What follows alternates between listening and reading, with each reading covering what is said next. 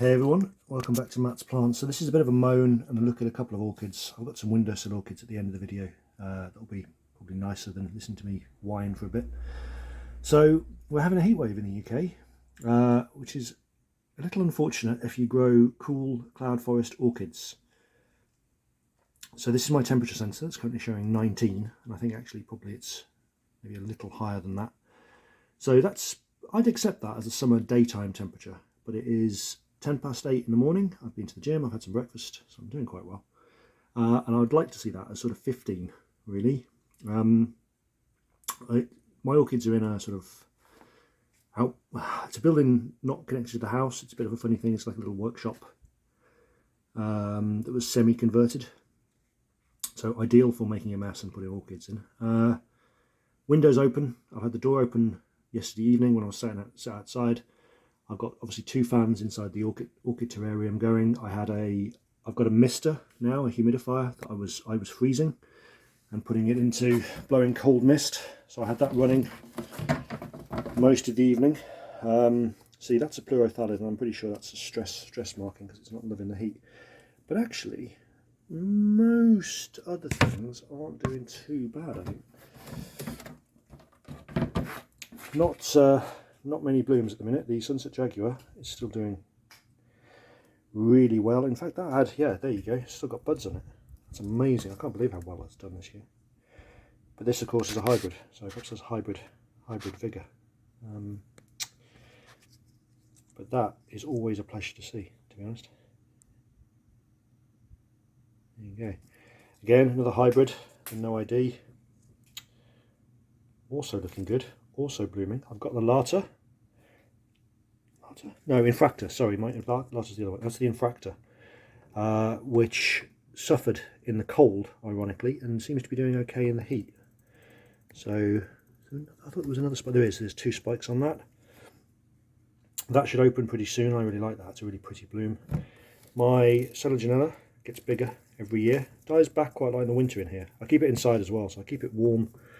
So Selaginella unguiata, I'm not entirely sure of its natural conditions. So it grows inside in my indoor terrarium and in like a Tupperware pot. But it also grows in the cold. So it seems to be doing quite well. And just every year it gets bigger and bigger, then dies back, whereas inside it just stays like that. I think inside, actually, my version inside is currently sulking because it's too warm. The only other thing I've got coming out is the Lata, which is that. So hopefully that's quite nice. I haven't seen this for a few years. I'm looking forward to that. So it's a very Mastrovalia looking Mastrovalia, if that makes sense.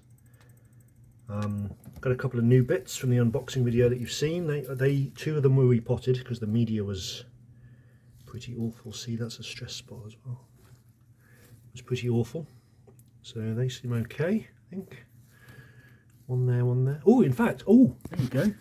Not only is it happy, the Restripia has flowered. Look at that. That's pretty impressive. Restripia, I forget which one it is. It's a Restripia something. Oh, that's amazing. Considering I only repotted that last week, I'm slightly surprised that that's bloomed. It's got to be a good sign. Restripia. Yeah, it's the one I can't pronounce. I'll put it up on the screen. Oh, that's really nice. Loving it. Nice. Really nice. Put it back without pulling it out. Yeah, otherwise, I'm spraying it daily. Twice daily, thrice daily sometimes to try to keep it humid. I can't really do much about the temperatures, but I can keep the humidity up, which helps. And yeah, a bit of a challenge, but I think I'm just about keeping everything going. Okay, we'll leave that there.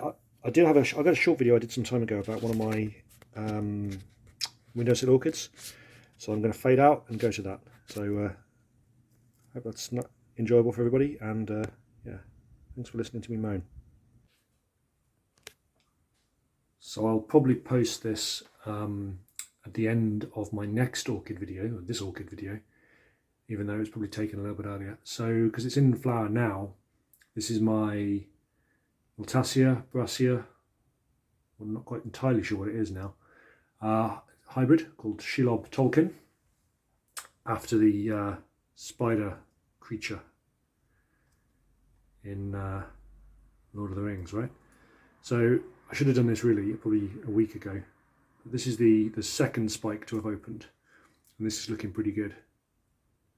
But just incredible. So it grows, as you can see, on a windowsill, side of my house. So it's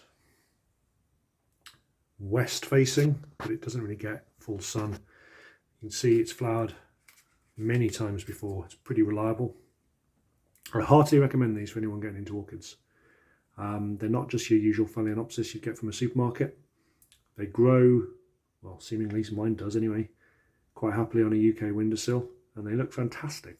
Anyone who's not seen one, they do look absolutely brilliant. And so this has got two huge spikes. I usually get one, but it's getting bigger and bigger. So that was the older spike. Not quite so good anymore. But they still look absolutely ace, don't they? Yeah, just every time I walk up and down the stairs, it's like I've got this orchid hanging in my face. It's brilliant. I'm trying to get in better light. There we go.